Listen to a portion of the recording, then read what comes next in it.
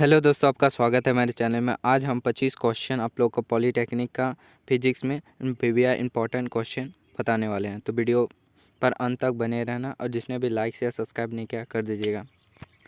तो पहला क्वेश्चन देखते हैं कि ऊर्जा का मूल स्रोत क्या है। तो ऊर्जा का मूल जो स्रोत होता है सभी लोग जानते होंगे, सूर्य जो होता है वो ऊर्जा का मूल स्रोत होता है। अगला क्वेश्चन है कि एक गोलाकार दर्पण वक्रता त्रिज्या 20 सेंटीमीटर, इसकी फोकस दूरी क्या है। तो आपका रिलेशन जानते होंगे F बराबर R/2, यानी कि फोकस दूरी वक्रता त्रिज्या के आधी होती है। यानी कि वक्रता त्रिज्या R का वैल्यू दिया हुआ है 20 सेंटीमीटर। तो 20 सेंटीमीटर बाय 2 से काटेंगे तो 10 सेंटीमीटर हो जाएगा। यानी कि इसका जो आंसर हो जाएगा वह बी नंबर 10 सेंटीमीटर हो जाएगा। अगला क्वेश्चन की बात करें, अगला क्वेश्चन है कि आपको केरोसिन, टर्पेस्टाइन और जल दिया जाता है, इनमें से किसी प्रकाश तेज़ी से चलता है। तो दिया गया है केरोसिन, टर्पेस्टाइन और जल के अपवर्तनांक क्रमशः 1.4, 1.7, 1.33 दिया गया है। तो देखिए, म्यू जो अपवर्तनांक होता है यू निर्वात में चाल बटे किसी माध्यम में, यहाँ निर्वात यानी वैक्यूम में प्रकाश की चाल और यहाँ माध्यम में प्रकाश की चाल। तो बात करें तो म्यू का मान जब भी प्रकाश की वेग यानी कि अपवर्तनांक पर डिपेंड करेगा, माध्यम की चाल पर डिपेंड करेगा। अगर प्रकाश यानी कि जिसका जो प्रकाश गति तेज होगा तो म्यू बराबर आप लोग जानते हैं U/V, निर्वात में प्रकाश की चाल और माध्यम में प्रकाश की चाल। तो यूँ उल्टा गुना कर सकते हैं, तो यानी कि V बराबर U/म्यू लिख सकते हैं। तो देखिए, म्यू का मान अगर कम होगा तो प्रकाश का वेग ज़्यादा होगा, माध्यम में प्रकाश का वेग यानी प्रकाश का वेग ज़्यादा होगा, यानी कि 1.33 होगा यहाँ पे जल का, तो यानी कि कम है, यानी कि प्रकाश का वेग इसमें अधिक होगा, यानी कि जल में जो है वह प्रकाश का वेग अधिक होगा। ए नंबर का राइट आंसर हो जाएगा। अगला क्वेश्चन की बात करें, अगला क्वेश्चन हम लोग का एक उत्तल लेंस, उसमें 50 सेंटीमीटर दूर एक सुई का वास्तविक और उल्टा प्रतिबिंब बनता है। सुई उत्तल लेंस के सामने कहाँ रखी गई हो कि यदि प्रतिबिंब वस्तु के आकार के बराबर होता है। तो देखिए, एक उत्तल लेंस है, 50 सेंटीमीटर दूरी पर रखा गया है। मान के चलो आप फोकस होते हुए यहाँ पर प्रतिबिंब बनता है। तो प्रतिबिंब जो बनेगा वो पॉजिटिव, दाईं ओर पॉजिटिव बनेगा। एक तो कंफर्म हो गया पॉजिटिव बनेगा। अगर 50 सेंटीमीटर दूर रखा गया है, उसका वास्तविक और उल्टा प्रतिबिंब बनता है। तो बात करें यदि प्रतिबिंब का आकार के बराबर है, तो आकार के बराबर है यानी कि जो लेंस के सामने है वह 0.25 मीटर उत्तल लेंस के सॉरी इसलिए हम लोग को कि 50 सेंटीमीटर सुई एक वास्तविक उल्टा प्रतिबिंब बनाता है। यानी कि यहाँ बोला गया है कि वस्तु सुई उत्तल लेंस के सामने कहाँ रखा गया है, यानी कि जो वस्तु है कहाँ रखा गया है। प्रतिबिंब तो हम लोग का 50 सेंटीमीटर दिया है पॉजिटिव, हम लोग को ज्ञात करना है, यानी कि वस्तु की मतलब वस्तु कहाँ रखा गया है। तो वस्तु की बात करें तो वस्तु को हम लोग 0.25 मीटर में रखेंगे तो 50 सेंटीमीटर एक सुई का वास्तविक उल्टा प्रतिबिंब बनता है। सी नंबर इसका राइट आंसर हो जाएगा। अगला क्वेश्चन की बात करें, निम्नलिखित में से किस पदार्थ का प्रयोग लेंस बनाने के लिए नहीं किया जाता है। तो आप लोग जानते होंगे मिट्टी का प्रयोग जो है वह लेंस बनाने के लिए नहीं किया जाता है। अगला क्वेश्चन की बात करें, अगला क्वेश्चन है कि एक एल लंबाई अनुप्रस्थ ए अनुप्रस्थ काट का क्षेत्रफल वाले एक बेलनाकार चालक का प्रतिरोध आर है। लंबाई 2L, प्रतिरोध आर उसी पदार्थ का अनुप्रस्थ काट क्षेत्रफल है। तो देखिए आर बराबर क्या होता है, रो एल बाई ए। एक मान लिया आर बराबर रो एल बाई ए और एक मान लिया आर डैश बराबर रो एल बाई ए। यहाँ एल का मान 2 है, लंबाई 2L है, देखिएगा तो 2L लिखेंगे। इसका मान अगर बराबर करेंगे आर बराबर आर डैश, ध्यान से देखिएगा, रो एल बाई ए लिखे थे और आर डैश 2L है, लंबाई देखिएगा 2L है, देखिए प्रतिरोध आर, तो रो 2L बाई यहाँ ए डैश। क्योंकि हम लोग को पदार्थ का अनुप्रस्थ काट क्षेत्रफल ज्ञात करना है, तो पहला मान लिए आर बराबर ए और दूसरा आर डैश का मान लिए अनुप्रस्थ काट क्षेत्रफल आर डैश। तो rho L by A, rho L by A cut जाएगा, तो क्या बच जाएगा 1 बाई ए बराबर 2 बटे ए डैश।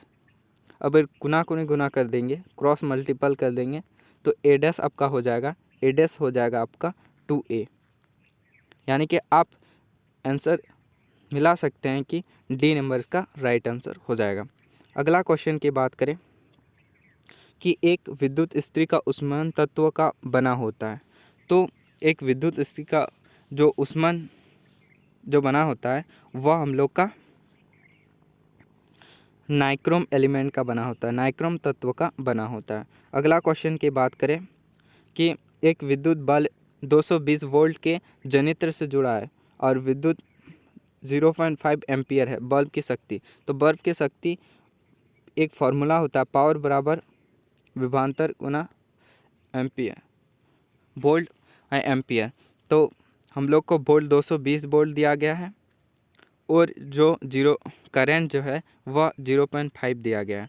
तो इसको 220 वोल्ट 220 वोल्ट 0.5 को गुना करेंगे तो हम लोग को जो प्राप्त होगा वह 110 वाट होगा। गुना करके देखिएगा 100 वाट आपका आ जाएगा, यानी कि बी नंबर इसका राइट आंसर हो जाएगा।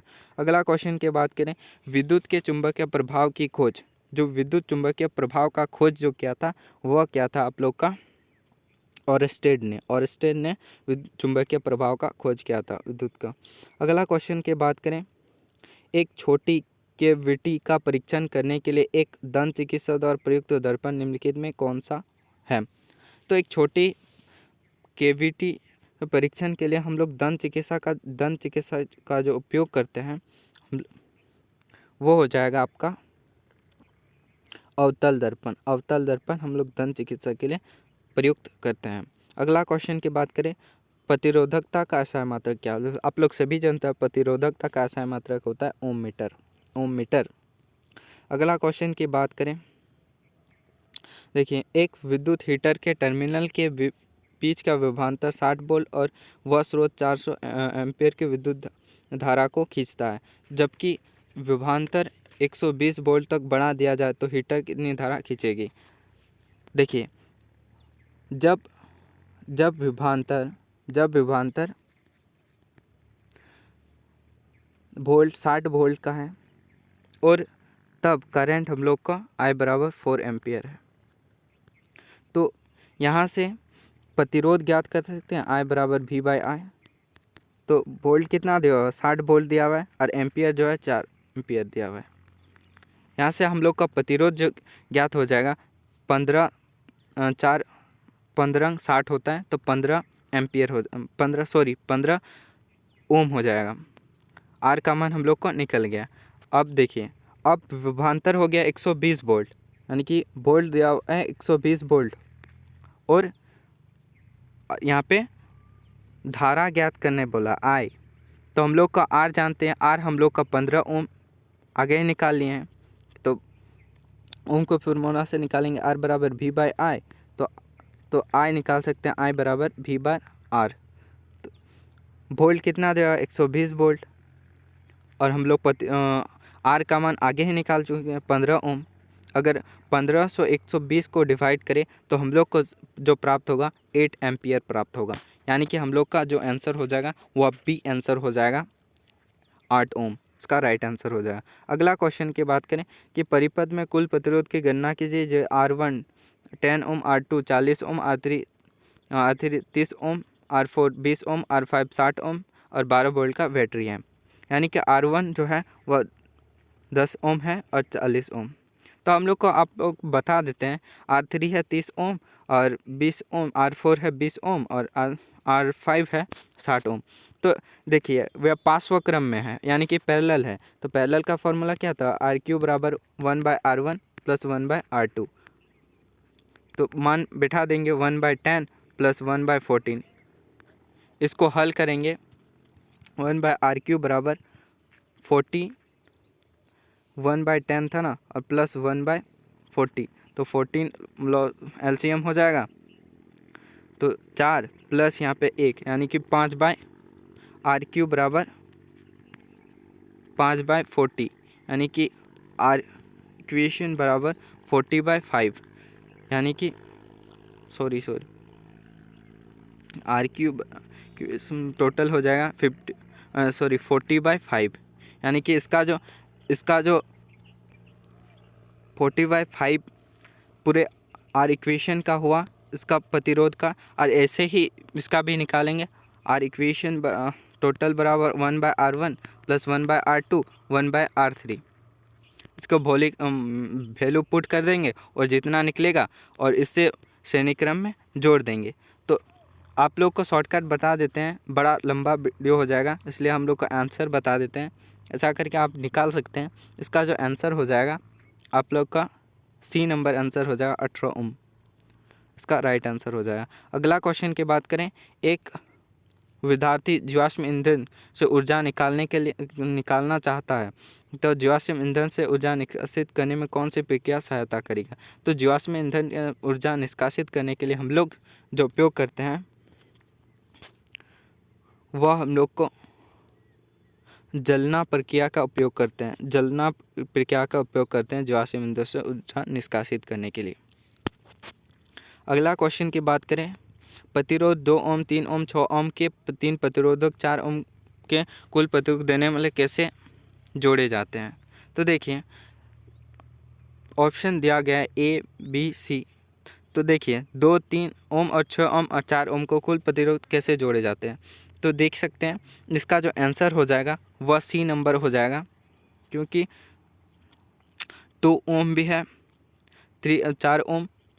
अगर इसको पार्श्व क्रम में ये करेंगे तो R1 बराबर आर इक्वेशन पार्श्व क्रम है तो आर इक्वेशन बराबर 1/3 1/6 यानी कि जो या इसका वैल्यू अगर आर इक्वेशन करेंगे तो 2 ओम निकलेगा। 2 ओम को इससे जोड़ेंगे श्रेणी क्रम में तो 4 ओम हम लोग को निकल जाएगा, या इसलिए C नंबर्स का राइट आंसर हो जाएगा। अगला क्वेश्चन की बात करें 116 नंबर, एक वस्तु उत्तल लेंस के सामने कहाँ रखा जाए कि ताकि वस्तु के आकार का वास्तविक प्रतिबिंब प्राप्त हो।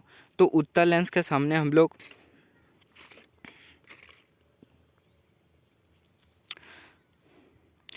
दोगुनी फोकस दूरी पर रखेंगे तो ताकि वस्तु के आकार का वास्तविक प्रतिबिंब प्राप्त होता है। B नंबर्स का राइट आंसर हो जाए। अगला क्वेश्चन की बात करें, अगला क्वेश्चन है कि दर्पण का निम्न में से कौन सा प्रकार सौर भट्टी में प्रयुक्त होता है। तो अवतल दर्पण जो है वह सौर भट्टी में प्रयुक्त होता है और दंत चिकित्सा में भी प्रयुक्त होता है। अगला क्वेश्चन है 5 सेंटीमीटर लंबाई के एक वस्तु को फोकस दूरी F के अभिसरण 25 सेंटीमीटर दूरी पर रखा गया है। तो वस्तु की दूसरी ओर 16.60 सेंटीमीटर दूरी पर प्रतिबिंब बनता है। तो F का मान क्या होगा। यानी कि एक अभिसरण लेंस है, उत्तल लेंस है, यहाँ पे 25 सेंटीमीटर एक वस्तु रखा गया है, उसका प्रतिबिंब 6.67 सेंटीमीटर दूरी पर बनता है। तो देखिए इधर बनता है यानी कि पॉजिटिव बनेगा। तो इसमें से ऑप्शन देखिए A और C में। तो देखिए आपको शॉर्टकट बता देते हैं, इसका जो आंसर हो जाएगा वह हो जाएगा 10 सेंटीमीटर, क्योंकि 25 सेंटीमीटर के आधा बन रहा है। तो यहाँ पे हाइट दिया हुआ है एच डैश बराबर 5 सेंटीमीटर, यानी कि इसमें भी 2 गुना हाइट जो है 2 गुना है आएगा, यानी कि ए नंबर राइट आंसर। आप समझे नहीं होंगे, शॉर्टकट बता दिए। अगर पूरा फुल वीडियो अगर फुल सॉल्यूशन चाहिए तो आप लोग को ज़रूर कमेंट करिएगा। अगला क्वेश्चन की बात करें, अगला क्वेश्चन के सामान्य दृष्टि के मानव नेत्र दूर बिंदु और निकट बिंदु क्रमशः है। तो सामान्य मानव नेत्र का जो दूर बिंदु जो होता है आप लोग सभी जानते होंगे कि अनंत होता है, दूर बिंदु अनंत होता है और निकट बिंदु 25 सेंटीमीटर होता है, यानी कि ए नंबर इसका राइट आंसर हो जाएगा। अगला क्वेश्चन की बात करें कि नेत्र लेंस की फोकस दूरी में परिवर्तन किस कारण से होता है। तो नेत्र लेंस की फोकस दूरी का परिवर्तन जो है वह हम लोग का सिल्वरी मांसपेशी के कारण होता है। अगला क्वेश्चन की बात है, निम्नलिखित में से कौन सा चुंबक द्वारा आकर्षित नहीं होता है। तो पीतल की बात करें वो पीतल जो है वह चुंबक द्वारा आकर्षित नहीं होता है, यानी कि सी नंबर इसका राइट आंसर हो जाएगा। अगला क्वेश्चन की बात करें, अगला क्वेश्चन है, जब एक सीधा चालक विद्युत वहन करता है तो अगर सीधा चालक विद्युत वहन करता है तो इसका जो प्रक्रिया हो जाता है कि उसके चारों ओर विद्युत चुंबकीय क्षेत्र रेखाएं उत्पन्न होता है, उसके चारों ओर जो होता है वह चुंबकीय क्षेत्र रेखाएं उत्पन्न करता है। ये नंबर इसका राइट आंसर हो जाएगा। अगला क्वेश्चन की बात करें कि बायोगैस को ऊर्जा का एक अच्छा स्रोत क्यों माना जाता है। तो बायोगैस को हम लोग ऊर्जा का स्रोत इसलिए मानते हैं क्योंकि यह धुआं रहित जलता है। बायोगैस जो है वह धुआं नहीं छोड़ता है, यानी कि धुआं रहित जलता है, प्रदूषण उत्पन्न नहीं करता है, इसलिए ऊर्जा का अच्छा स्रोत माना जाता है। अगला क्वेश्चन की बात करें कि रेहान पकाने के लिए ऊर्जा के किसी भी स्रोत का प्रयोग कर सकता है, परंतु वह स्रोत धुएं के उत्पादन से बचना चाहता है। निम्न में से किस स्रोत को उसे पकाने के लिए प्रयोग किया चाहिए। तो हम विद्युत से अगर पकाएंगे तो हम लोग को धुएं का उत्पादन नहीं होगा, यानी कि धुएं जो उत्पन्न होता है वह नहीं उत्पन्न होगा। कोयला से भी उत्पन्न होता है धुआं, लकड़ी से भी उत्पन्न होता है धुआं, पेट्रोलियम से भी उत्पन्न होता है धुआं, लेकिन विद्युत से जो होता है वह विद्युत से का उपयोग करेगा तो हम लोग वो जो खाना पकाएगा वह धुएं का उत्पादन यानी कि उत्पन्न नहीं होता है।